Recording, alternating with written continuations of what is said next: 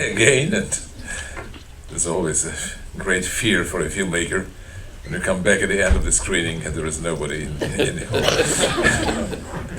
But this didn't happen today. Well, so now I'm ready.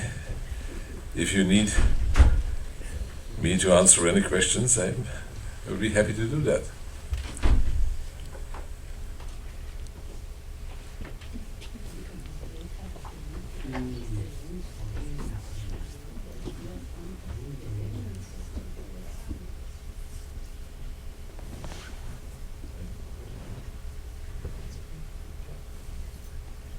And I need some time, and I'm unable to create any question that I would answer myself.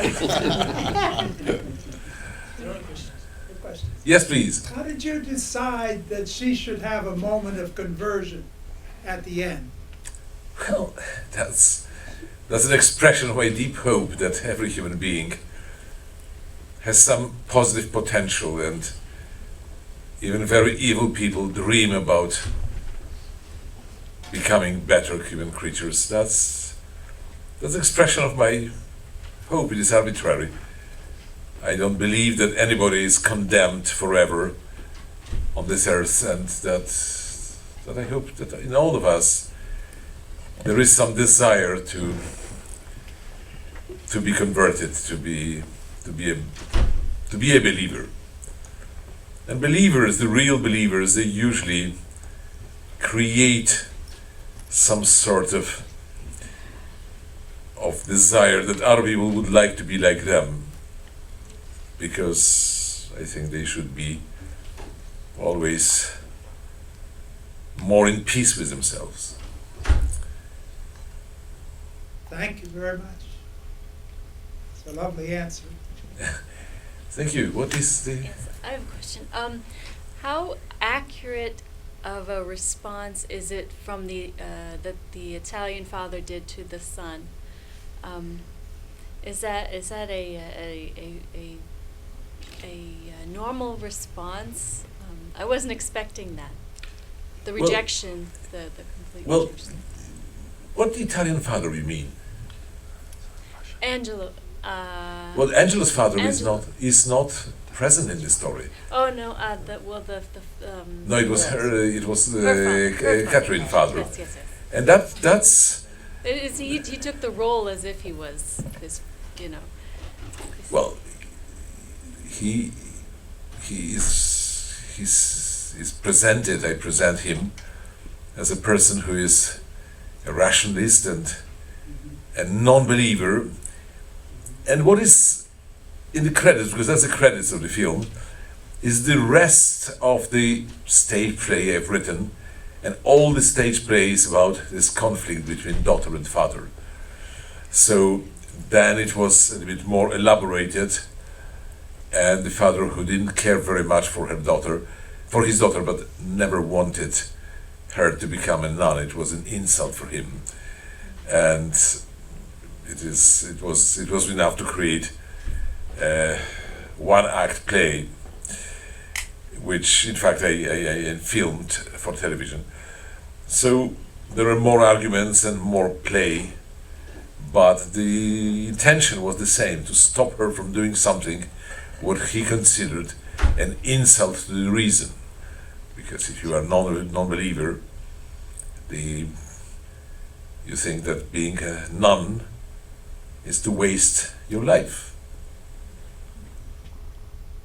Then, from the other hand, I've been traveling with this film quite a lot, so quite a few times somebody was asking about the cruelty of this decision that when you go to the nunnery, you leave behind somebody who is suffering. And the question is, who is cruel? Sometimes we feel that God is cruel or severe if we believe that God exists, and people who don't believe that God exists will say that she is insensitive and cruel because she leaves somebody who is a loving person. And it happens in life. It's something what I observed.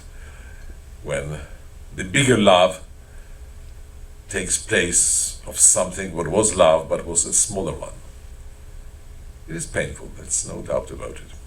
I've also had one other reaction which I will share with you, because it frightened me quite a lot. I was showing this film quite recently in Tehran, and one of the young people approached me, not in public, but privately, after the screening, and he referred to the scene when my protagonist is jokingly saying that he will pray 5 times a day facing Mecca. And this Iranian student told me, well, so our terrorists taught you a lesson, didn't they?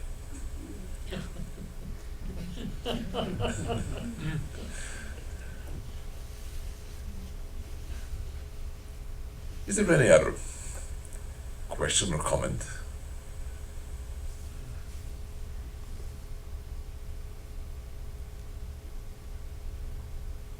Yes, please. Thank you for this scene when the old dad could breathe.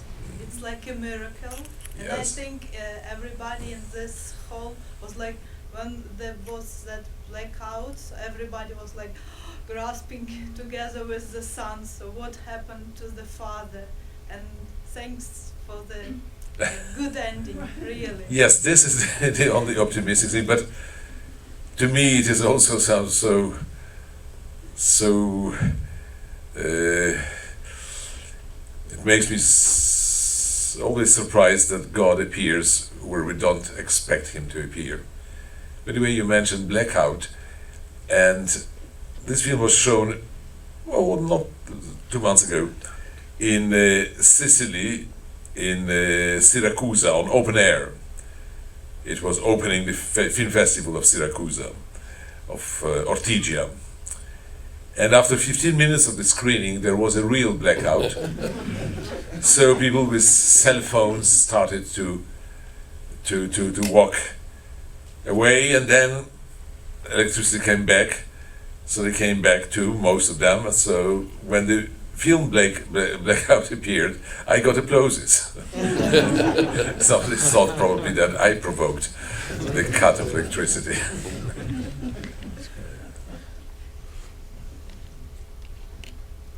Yes, please.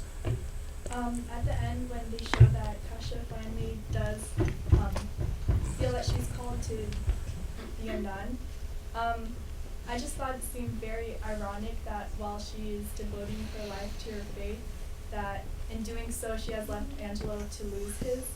And what were your thoughts behind this? Well, I thought it is painful in a way and cruel that you have to comply that God is winning, and your love will not be responded. I think. Well, I feel with Angelo. I think he has a very heavy test of his faith, and he doesn't pass this test well. Because a real believer would understand that love to God may be bigger than any other love. But there is always some suspicion that maybe it is my love that was rejected. So I think he has his problem, and I hope one day or another he will be back a believer and will comply with this defeat, because that's his personal defeat. Yes, please. Oh, maybe the lady first. I mean, it was partially a Russian production. How was it received in Russia? Well, we had an official premiere and we had many screenings. One of them at the Orthodox University of Moscow. And at this Orthodox University of Moscow, they were quite enthusiastic of the film. And they pointed out something which I didn't notice even. They said it is something for them very special, that believers are shown as regular, normal people. It doesn't happen very much in Russian films. Believer is a special kind of animal, like somebody from another planet. So, well, because up to now believers were not shown at all, and only last 20 years, but then they are usually very extreme, and they are not integrated with the society. So that was one of the points. And some people felt unhappy that the prison is shown in such a way, and I asked the question, but tell me, is it inaccurate presentation? Are your prisons any better? And they told me no, they are as bad as they are in the film, but why to show it? There was another question, sir. You Yes, were that lady. I was wondering if you miss communist days. Was there anything good about communist days that has passed? Because things Well, have gotten and worse. at after- communist days, I was running much faster than I do now. And that's, I think, is the only thing I can credit, because I was young. No, I think it was a total failure in all important aspects, because socially, economically, intellectually, it was a bad period. And we are better off. But many people remember that they were young at that time. Besides, there were some apparent attractions that communism offered us. You know, it was a guarantee that your competitor, however hard he works, he will be not better off than you are. So it was somehow giving you feeling of security, that somebody who is working hard will never have more money than you have. Do you feel let down by the alternative? No, I think alternative is kind of normality in which we have great problems and we have to resolve them, but there is a chance of resolution. Communism was impossible to reform communism. We were trying, many people were trying, believing that you can do it, work. It doesn't work. The lady was there, yes, please. Could you comment on the survival of the church during the communist times? Well, I think we have to be lucky that, and grateful to God that the church did survive, because in some other countries persecutions were even stronger than they were in Poland. But in Poland, at the Stalinist time in the 50s, persecutions were quite strong, and many priests were killed and others were put to jail. But from the other hand, because of whole 19th century, Polish Catholicism was always linked to the nation, not to the power, and that's why it was so deeply rooted.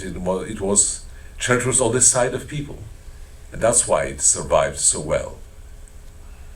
It has much more difficult time now. Yes, please. You mentioned at the beginning that this film wasn't particularly popular among radical feminists. Could you describe some of the particular objections that they found? Well, the major objection was that there is a whole bunch of converts, but ironically I say converts, who believe that these corporations bring all good things. And they bring money, they bring you possibilities, training, and so on and so on. And then suddenly I bring a statement that this is not all that innocent and not all that good, and that you sell your soul cheaply for all these material advantages that are given to you.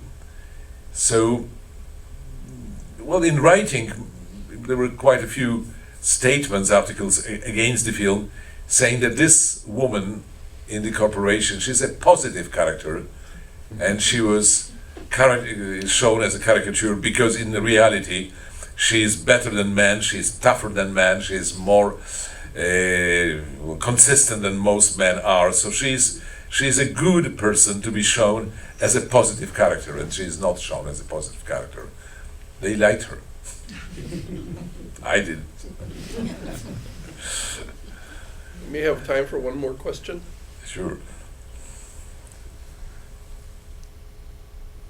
But Well, Mr. Zanussi, I want to thank you again for being here and being our guest and bringing your film and your vision.